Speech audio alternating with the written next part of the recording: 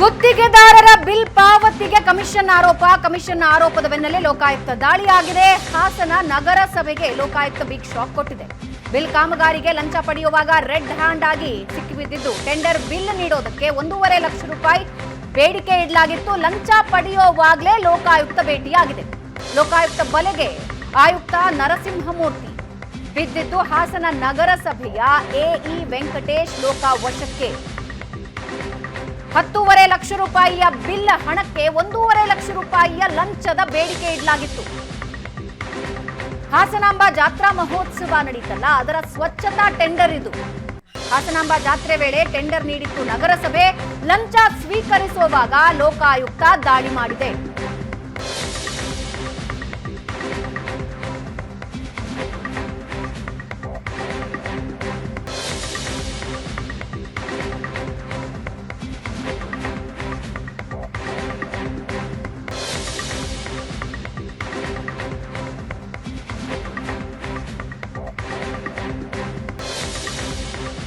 Bill ಕಾಮಗಾರಿಗೆ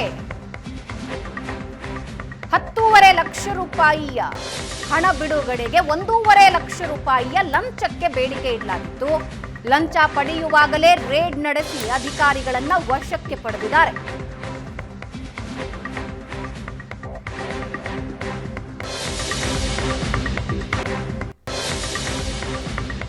ಗುತ್ತಿಗೆದಾರರ bill ಪಾವತಿಗೆ ಕಮಿಷನ್ ಆರೋಪದ ಬೆನ್ನಲ್ಲೇ ಲೋಕಾಯುಕ್ತ ದಾಳಿಯಾಗಿದೆ. ಹಾಸನ ನಗರಸಭೆಗೆ ಲೋಕಾಯುಕ್ತ ಬಿಗ್ ಶಾಕ್ ಕೊಟ್ಟಿದೆ.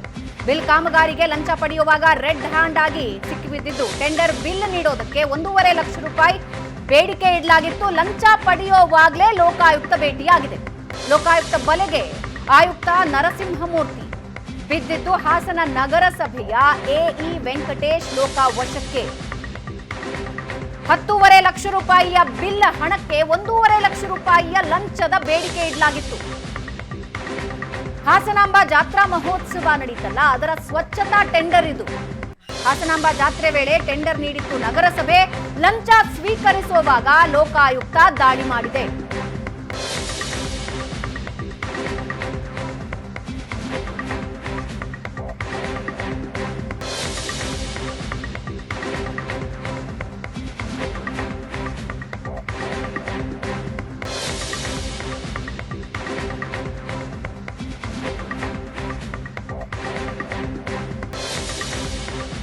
ಬಿಲ್ ಕಾಮಗಾರಿಗೆ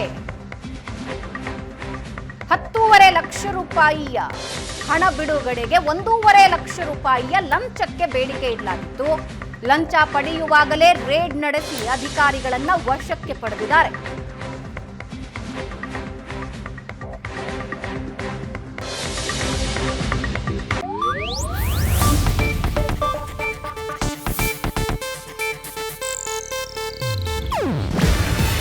ಇದು ಏಷ್ಯಾನೆಟ್ ನ್ಯೂಸ್ ನೆಟ್ವರ್ಕ್ ಪ್ರಸ್ತುತಿ. ನೀವು ನೋಡ್ತಿದ್ದೀರಾ ಏಷ್ಯಾನೆಟ್ ಸುವರ್ಣ ನ್ಯೂಸ್.